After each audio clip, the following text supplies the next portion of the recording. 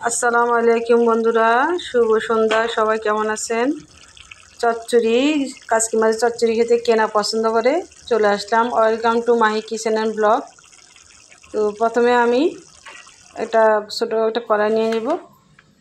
কড়াইতে আলু কুচি করে নিয়েছি, আমি আলুগুলো দিয়ে দেব। ধুয়ে নিয়েছি আলুগুলো।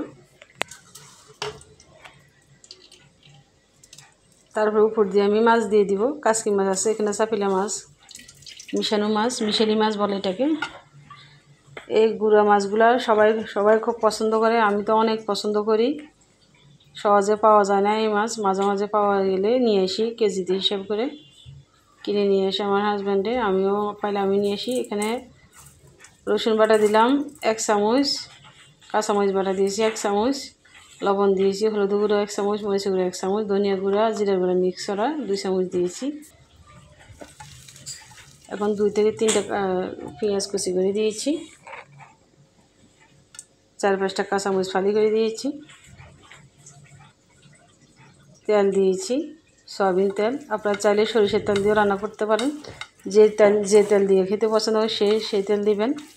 এখন আমি হাত দিয়ে ভালোভাবে মেখে নিব। হাতে মাখানো কাচকি মাছের চচ্চড়ি অসাধারণ মজার।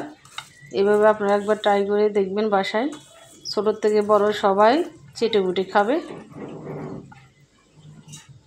তো মাখানো হয়ে গেছে। হাতের মধ্যে যে মশলা ছিল, এখন আমি সামান্য একটু পানি দিয়ে মশলার মধ্যে দিয়ে দিব। হাত ধুয়ে নিয়েছি, হয়ে গেছে আমার মাখানো। এখন আমি চুলা বসিয়ে দিব। রেডি করে নিয়েছি, এখন আমি চুলা বসিয়ে দিয়েছি। চুলার আঁচ এই সময়তে বাড়িয়ে দিতে হবে। এখন একটা ঢাকনা দিয়ে ঢেকে দিব কিছুক্ষণের জন্য। ফিরে আসবো 2 থেকে 3 মিনিট পর। তো এখনও বলক আসেনি, আমি ঢাকনাগুলো একটু হালকাভাবে নেড়ে দিচ্ছি।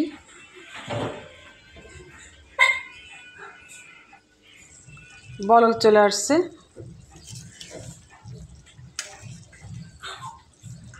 খুবই হালকাভাবে নাড়তে হবে, বেশি নাড়লে মাছগুলো ভেঙে যেতে পারে।